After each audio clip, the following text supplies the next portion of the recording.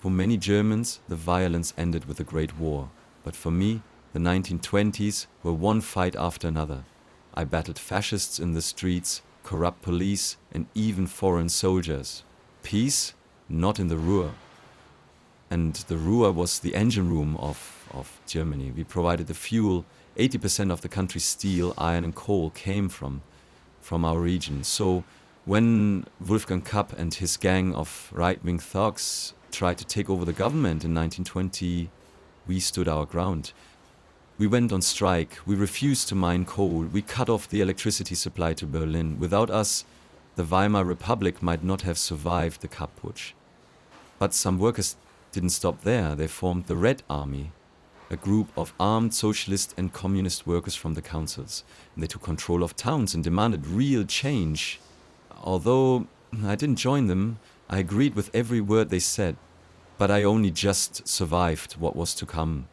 The Ruhr mattered too much to the economy. The German army crushed the uprising. They passed strict laws to control our movements and meetings.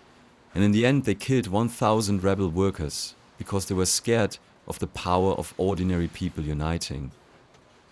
Compare our treatment to what was done to right-wing murderers who assassinated politicians in cold blood. Well, they got short prison sentences, if they were punished at all. Right-wing judges let them walk free. This was the so-called New Weimar Republic, but in reality the streets were ruled by right-wing paramilitary groups who hated workers and tried to overthrow the government. And behind them, right-wing army officers, corrupt judges, and secret terror groups like Organisation Konsul. We quickly lost faith in the system. We returned to work, but the worst was still to come. In 1923, after years of weak coalition governments and crushing reparation payments, the German economy finally collapsed. We couldn't afford to pay France what we owed. We barely had enough coal to keep Germany running. So the French invaded. They marched into the Rhineland and occupied the Ruhr. The Weimar government told us to go on strike, to refuse to help the French.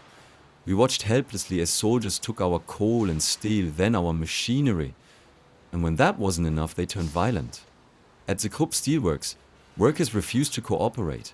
French soldiers opened fire. 13 were killed and dozens wounded on what we call Bloody Easter. In total, 130 Ruhr workers were murdered. And what did the German army do? Nothing. The Treaty of Versailles had banned them from protecting us, so some workers fought back with sabotage.